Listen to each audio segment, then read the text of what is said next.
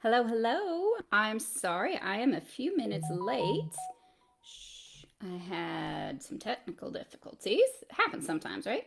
Okay, so I'm going to pull up the live stream on my phone so that, oops, stop that. I can see comments over there.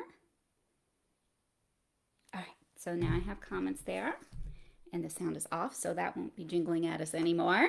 Um, all right, sorry, a little discombobulated right now. All right. Okay. So today we're here to talk about Harborside. And so here she is. I'll put her on in a minute so you can see. And here's the magazine. Hooray. I'm so excited that this is here. It is a really pretty magazine. So this is Ply Magazine. It is I'm trying to get my light right. It is the Place issue. And it is, so if you look here on the spine, we've got Shetland, Iceland, England, New Zealand, Chile, Canada, Japan. I've not read it yet. I've not read through all of it, but I'm really excited to read some of these articles. So I think page 27 is where the pattern is. So here, oh, sorry, my light is not good here. So this is the pattern. It's called Harborside Tee, and it is, gosh, it's like 5 pages of the pattern here. So we've got lots of instructions. There's a schematic so that you can make sure you know where you're taking your measurements. And there's quite a bit of instruction on the joining, which is really the only tricky part about this because it's not sewn. But all you're doing is you're joining at the front and the back. You're joining them together with a chain. It's kind of like a slip stitch. It's called the braided join method or something like that. Trisha's here, Tova's here. Hi, so glad to have y'all here. Sorry, I was a little bit late today. So yeah, this is the magazine. It is here. It is pretty. And where is it? Page 27, right? Yep, there it is. So very happy to have this in my hands. And I'm just going to jump in and show you guys the top. And then we'll come back to that if you have any other questions about it. All right, so this is Harborside, and it is just a big granny square, right? So it's worked from the center out. So you can kind of see that big X there. Those are the corner stitches. So you start in the center and you work your way out until you get it about as big as you want. Why are you still making noise? I thought I turned the noise off. Sorry. Oh, I turned the Bluetooth off, not the noise. Go away. What is this? Just technical difficulties today. It's just going to be my thing. All right, that's cool. We can work with it. All right, so center out. Oh, the edging, when you join it, will add about 1/2 inch or so, depending on the yarn you use and your tension. So you just work outwards until you get to the size that you want. Now, because it's square, keep in mind that the length is going to be the same as the width. So if you want it to be, so like on me, this is kind of cropped. It's a little bit short. As it gets wider, it gets longer. So a larger size might even be more like a tunic length because there's not a huge difference in height between the average person, like your torso length. There's not a huge difference there. So if you want it to be more cropped but wider, you can add bands of either, you can improvise granny square style stitches, so the little groups of 3 double crochets, or you could do, I think I would just do double crochet rows to add on panels, I guess, to either the width, or if you want it to be longer, you could add just like a hem that was, like I said, just a few rows of double crochet. I think that would actually be really pretty. And then you could accent it by adding that same number of rows to your sleeves. And so it would look like it was designed that way. Anyway, Trish says, I think I'll have to go cropped because I'm long-waisted. Maybe that's a good idea. Yeah, if it's too short for you, just add a few rows of double crochet. I think that would be the easiest way to do it. Do it before you join though, unless you want, so it's designed with a split hem detail here. And so all that means is that instead of joining all the way down, I just didn't join this square together. So if you wanted to add some additional length, you could just work, I was too close. You could just work back and forth rows after your split hem here. And that would work too. So even if you finish it and you wash it and you block it and it shrinks back like mine did, those plant fibers, y'all, watch out for them. Do block your swatch if you do a swatch, or your squares when you think you've got it about the right size. I would still throw it in the water and block it out and see how it behaves, because if you don't want to have to aggressively block these things out every time, then you want to make sure that it's not going to shrink back, because both of the samples that I've made with this so far shrank back by a couple inches. It was quite a bit. So Trish says, I like the slit. Yeah, I like having that little split hem at the side seam. Emily is here. Hi, so good to have you. And yes, Trish, we are going to do a crochet along. So for anybody here who is not already in the my private Facebook group, I will add a link for that into the video description when I'm done here. So come join us in the group and we'll do a little crochet along. This is completely impromptu. I wasn't planning on it, but there are, I think, enough people that are going to be working on this that let's do it together. So we will do it together. So come join us in the group. Emily says, yay to crochet along. Trish says, yay. Yes, we will do a crochet along. So I'll get some feedback from everybody over in the group about how we want to do that. And then, yeah, it'll be a informal little thing. We'll see how it goes. Okay, so let me pop this on for you. And so this is just a black sleeveless dress. You've also seen pictures of me wearing it with a little yellow sundress. And so it's a boat neck, right? So if you wanted, that's another thing about modifications, if you want a deeper neckline, because they're squares, right? It's two squares joined together. You join it at the shoulder seam, you leave an opening for the arm, and then you join along the side. And that's it. So there's not additional shaping unless you add it. Like I said before, by adding those double crochet rows is how I would probably do it. But you can do the same thing here if you want a deeper neckline. Just add a few bands. I don't know why I keep saying bands.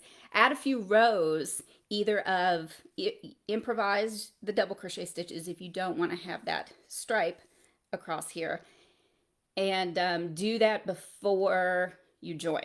I think I said that earlier, but make sure you do it before you join. And that will deepen your neckline just a little bit. Otherwise, it is a boat neck, and it will kind of cut straight across on you because the join doesn't add, like I said, maybe half an inch will be added to it. So let me back up here, and can I get it all? All right, yep. So this is, move my chair so you can see. So yeah, so my natural waist is about here. And so it's only a couple inches past my natural waist. So it's a good length for me for throwing on top of a dress. But if I wanted it to be longer, like I said, I think just a few rows, maybe like 4 rows of just plain double crochet across the bottom would be a nice way to add some length. And then you could also do that to the sleeves to make it all matchy-matchy, right? And so the back is the same as the front. So it is technically reversible. Fall out of my chair here. The only thing is, I would say, so when I blocked it, I used blocking wires across the top here. And then this front, I didn't pull it up straight, right? Because I wanted it to have a little bit of a neckline. And so I added that in the blocking. Trish says, it's so beautiful in its simplicity.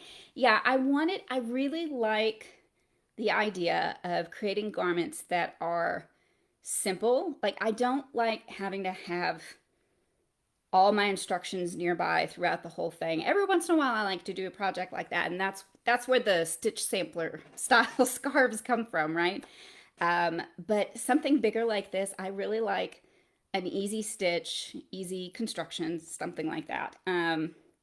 So I don't know if I will ever get into more fitted garment design or not, but I like the idea of being able to add some element of customized fit with options like those bands at the neck for a deeper neckline, or adding length to it at the bottom, things like that. Oh, and the sleeves are added on after you join. So let me see, do I have a piece of paper here? This will work. All right, so when you got painting supplies over here. All right, so when you join it, let me get a blank side so it's not so distracting. All right, so what you do is on your last round, you start at the bottom of the garment. And so what you do on your last round, when you're ready to join, you work from one side to the corner. Not right now, Carson, not right now. Okay, from the center to one corner, and then up the side to, no, on the first round, you go all the way up and all the way in. So you go bottom, up, and around. So you stop for your neckline here. All right, so you're gonna leave like 10 inches across or so, because it's got to be able to fit over your head. So you can make it wider if you want to, but if you want to make it not too wide, I would stick with an opening of about, leave like 10 inches, 10 to 12 inches here probably. So last round, center, bottom, up here, and then this is where you start joining. So you pick up your other square, and then you work on it and you join it to this as you come back across the top of the shoulder. And then you're gonna skip, well, you don't skip, you just crochet, you don't join down this side till you get to your armhole depth. All right, so right here. And then you start joining again. And then you do your split hem, and then you work all the way across your front piece, and then you come up the side and across to your neckline, and then you start joining again, and you crochet down without joining to your armhole depth, and then you join again here and come back down, and that's your final round on both pieces as you join it together. So it's maybe a little unusual, but it means no sewing. And like I said, there's a lot of instructions in the pattern itself. Go back to it. So we've got, let me see if you guys can see this. All right, nope, light's funny. All right, it's gonna be crooked.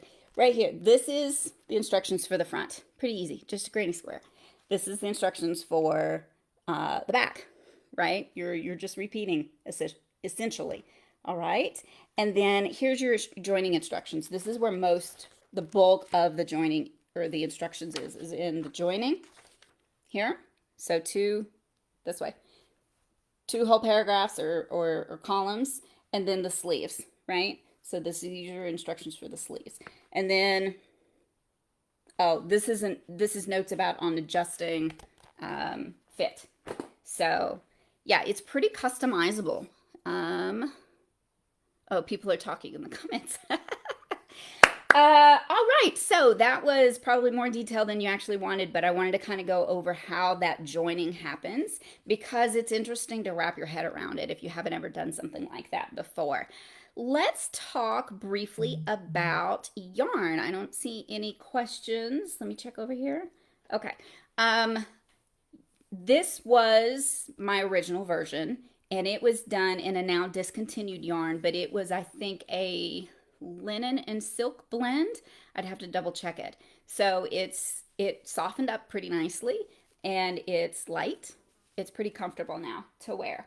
The version in the magazine, it's a spinning magazine, so it used hand spun 100% linen, and so it's also got kind of a stiffer feel to work with, but then it softens up with wear and washing, so it should be Trish, yeah, yarn.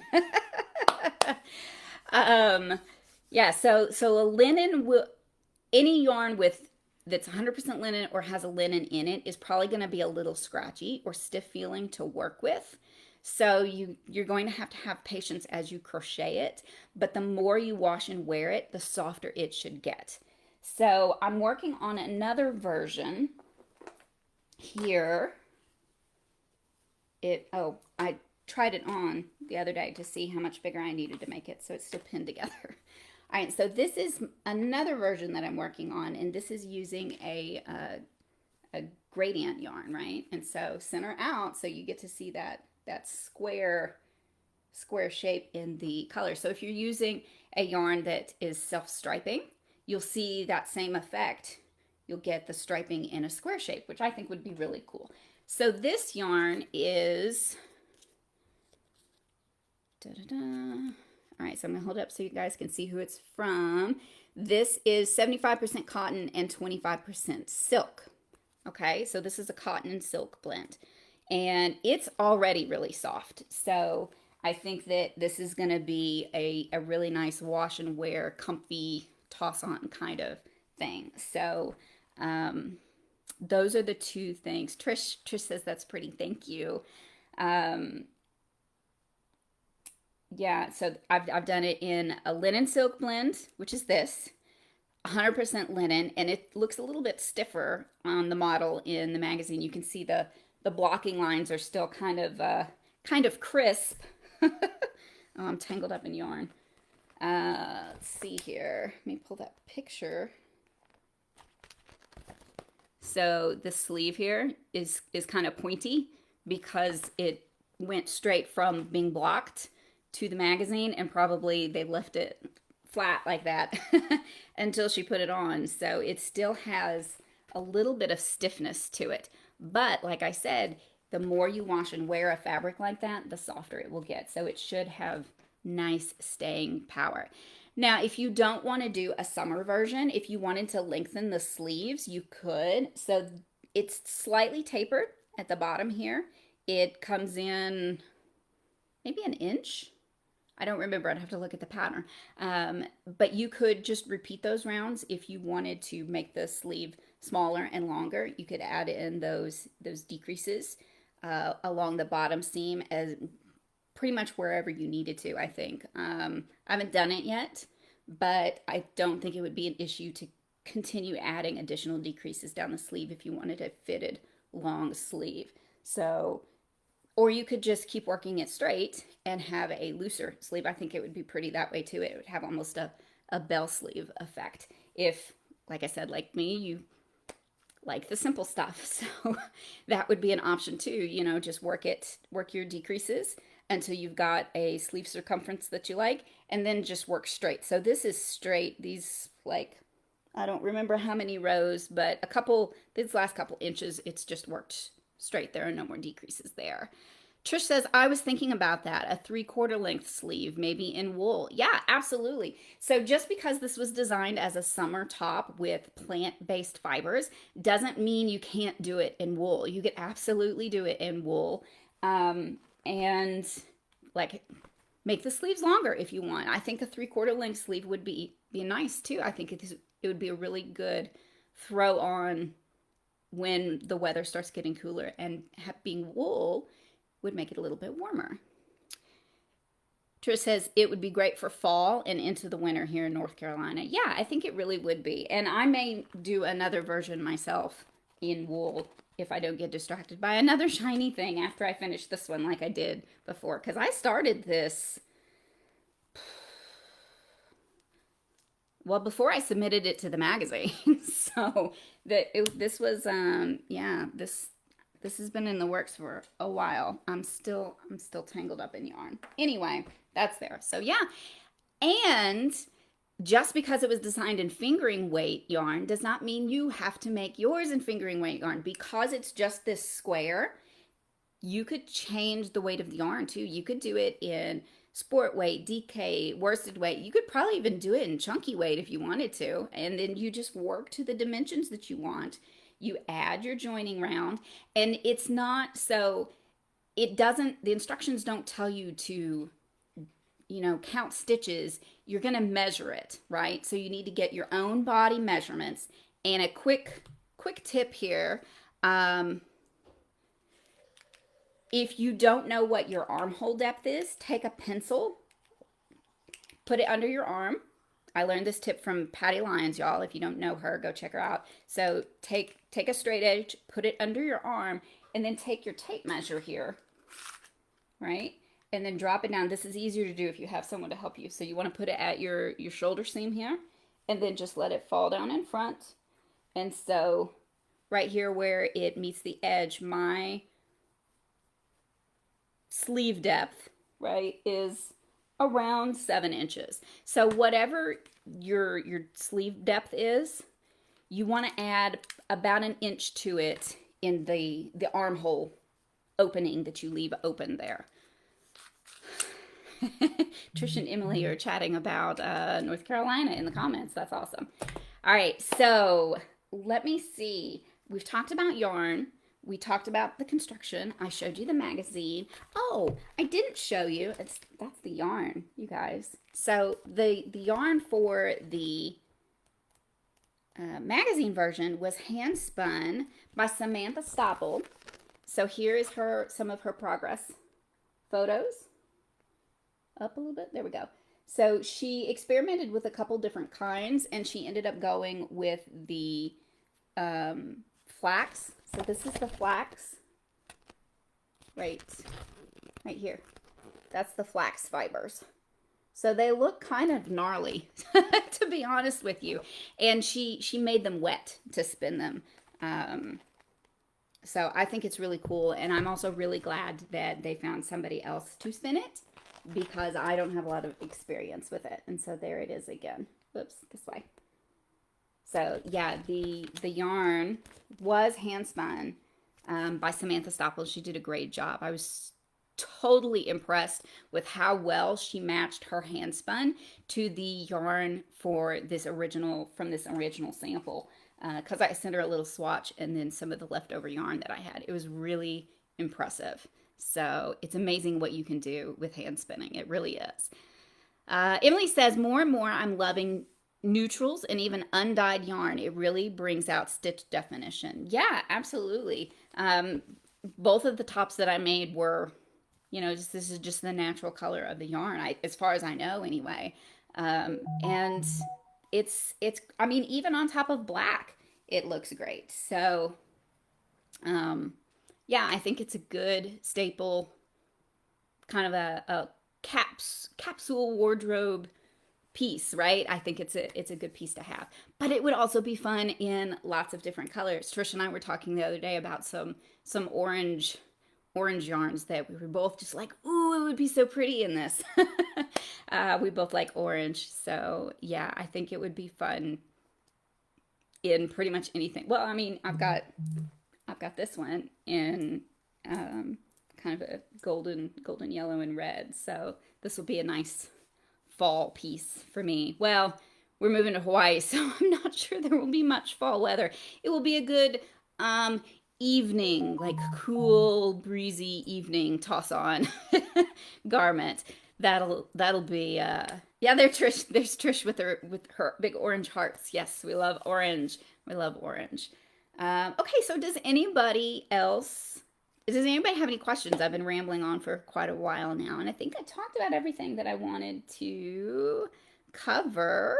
So if nobody has any questions, I'll let you guys go. And don't forget that we're going to do a crochet along over in the private Facebook group. So I will add a link to that in the video description after I'm done here. So if you're not already in there, come join us. And yeah, have fun making Harborside. Thanks so much for joining me, y'all, and I will see you next time. Bye.